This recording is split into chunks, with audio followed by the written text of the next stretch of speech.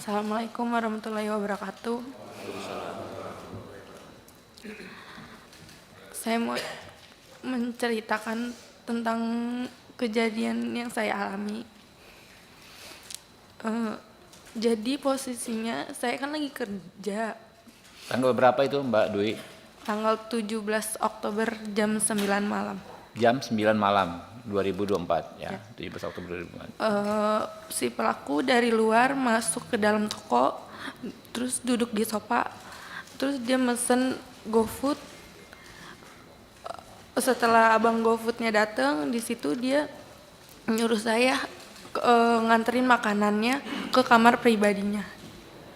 Terus di situ saya nolak karena di situ bukan tugas saya juga, makanya saya nolak. Ada hal lain juga dari sebelum kejadian ini, dia juga pernah ngatain saya miskin, babu. Terus dia juga sempat ngomong, orang miskin kayak lu nggak bisa masukin gue ke penjara, gue nih kebal hukum. Dia sempat ngomong kayak gitu. Terus saya di situ mau resign, tapi ditahan sama adiknya si pelaku. Akhirnya saya dan karyawan yang lain minta untuk bikin perjanjian kalau saya nggak mau nganterin makanan si pelaku lagi. Dari situ saya nolak. Pas saya nolak berkali-kali, dia ngelempar saya pakai patung, terus ngelempar saya pakai bangku, habis itu ngelempar saya pakai mesin edisi BCA. Habis itu saya ditarik sama ayahnya si pelaku. Terus karena HP sama tas saya masih di dalam, akhirnya saya balik lagi ke dalam, tapi saya malah dilempari lagi pakai kursi. Akhirnya saya kabur ke belakang ke tempat banyak oven.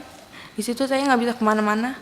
Akhirnya saya dilempari lagi pakai barang-barang. Terus yang endingnya di situ saya dilempar pakai loyang kue sampai kepala saya berdarah.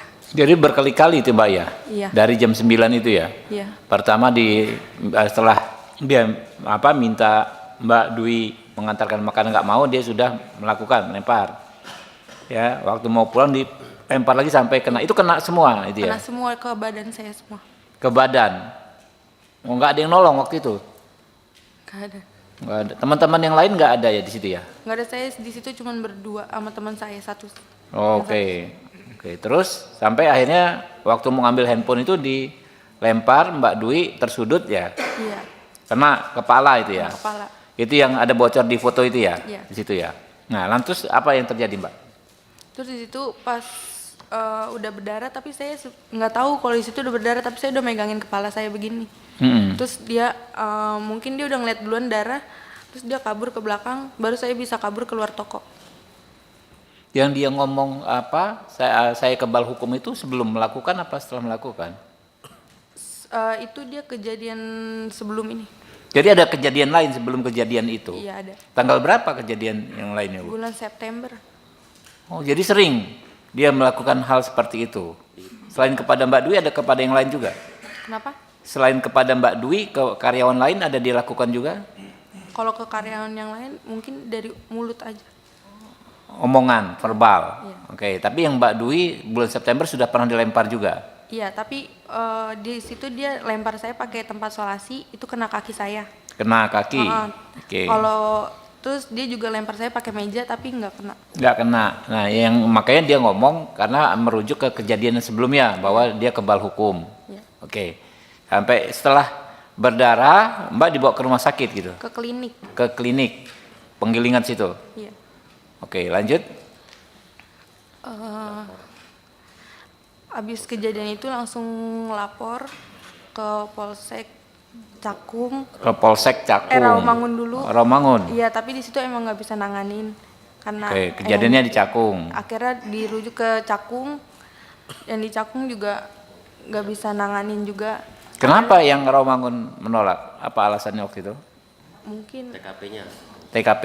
Oke. akhirnya saya disuruh ke Polres Jatinegara, Jakarta Timur. Ke Polres Jakarta Timur di Jatinegara. Iya. Itu hari itu juga, hari yang sama? Itu juga. Jadi hari itu Mbak bolak-balik ke 3 kantor polisi. Iya. Diantar siapa? Teman-teman sama keluarga. Oke. 17 Oktober Mbak bolak-balik 3 kantor polisi. Akhirnya diterima di Polres Jakarta Timur di Jatinegara itu ya. Iya. Oke, lanjut. Paginya langsung visum. Terus Visum.